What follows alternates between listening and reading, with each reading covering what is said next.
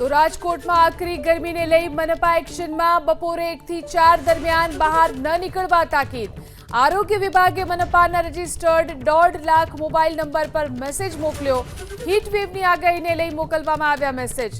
Construction site પર બપોરે 1 થી 4 વાગ્યા સુધી કામ ન કરાવવાની સૂચના।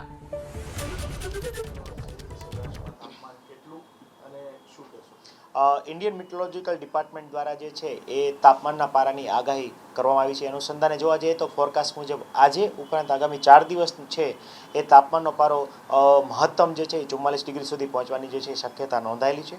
એમાં પણ વાત કરીએ તો ખાસ કરીને રાજકોટ મહાનગરના શહેરી વિસ્તારમાં તાપમાનનો પારો આપણને ફીલ્સ લાઇક ટેમ્પરેચર જે છે એ 44 થી 45 ડિગ્રી જેવું રહે એવી આગામી 4 દિવસ સુધી શક્યતા છે એ નોંધાયેલી છે। તો એ અનુસંધાને લોકોને ખાસ જે અપીલ છે અને શું ધ્યાન રાખવું એ બાબતે હું માહિતગાર કરવા માગું છું। જોવા જઈએ તો બની શકે તો બપોરના પીક અવર્સ દરમિયાન એટલે કે સૂર્યનો સીધો તાપ જ્યારે તમારા ઉપર પડતો હોય ત્યારે બહાર જવાનું ટાળવું જોઈએ। જો ના છૂટકે બહાર જવાનું થાય તો બની શકે તો ટોપી, ચશ્મા, ગોગલ્સ, રૂમાલ વગેરેનો ઉપયોગ કરીને જ બહાર જવું જોઈએ।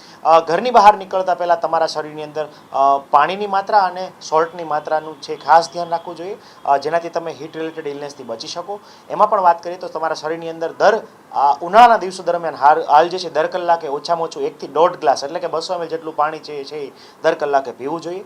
આ ઉપરાંત અત્યારે ખાસ કરીને ખૂબ ગળ્યા અને ખૂબ ઠંડા જે છે એ પ્રવાહીનું સેવન ના કરતા બની શકે તો કુદરતી રીતે અવેલેબલ લીંબુ પાણી, લીંબુ જ્યુસ, લીંબુ શરબત, સાથે સાથે કોઈપણ પ્રકારના કુદરતી ફળોના જ્યુસ, આ ઉપરાંત શેરડીનો રસ, છાશ, ઘોળું વગેરેનું સેવન જે છે એ કરવું ખૂબ હિતાવહ છે। આ ઉપરાંત અત્યારે ખાસ કરીને સિનિયર સિટીઝન કે જેમની ઉંમર 60 કરતાં વધારે હોય, કોઈને હાઇપરટેન્શન, ડાયાબિટીસ કે કોઈ કિમોથેરાપી ચાલુ હોય, કેન્સરની બીમારીથી ગ્રસિત હોય, તો આવા કોઈ પણ વડીલોએ જે છે બપોરના સમયે ખાસ જે છે બહાર જવાનું ટાળવું જોઈએ, કારણ કે સૌથી વધારે હીટ રિલેટેડ ઇલનેસનો સ્ટ્રોક આવવાની શક્યતા આ લોકોમાં રહેલી હોય છે। હાલ જે છે વેકેશનનો સમયગાળો ચાલી રહ્યો છે અને બાળકો જે છે આઉટડોર એક્ટિવિટીઝમાં વધારે પડતા સંકળાયેલા હોય છે। તો દરેક માતા પિતાએ હાલ જે છે પોતાના બાળકોને બપોરના પીક અવર્સ દરમિયાન જે છે બહાર કાઢવાનું ટાળવું જોઈએ અને સ્પોર્ટ્સ એક્ટિવિટી પણ અટકાવવી જોઈએ। સર, ખાસ કરીને મહાનગરપાલિકા આરોગ્ય વિભાગ દ્વારા કે મહાનગરપાલિકા દ્વારા લોકો માટે ઉનાળા દરમિયાન તાપ દરમિયાન કઈ પ્રકારની વ્યવસ્થા થઈ છે? જી, રાજકોટ મહાનગરપાલિકાની આરોગ્ય શાખા દ્વારા વિવિધ પ્રકારના ડિપાર્ટમેન્ટ સાથે સંકલન જે છે કરવામાં આવ્યું છે।